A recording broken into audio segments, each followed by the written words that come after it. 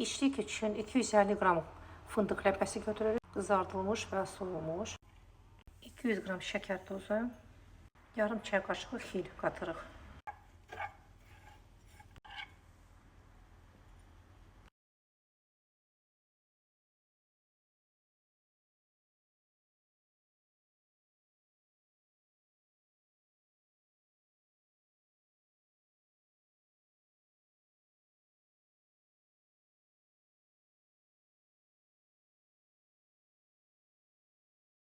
Şəkərburanı demək hazırlamışam döymə xəmirdən.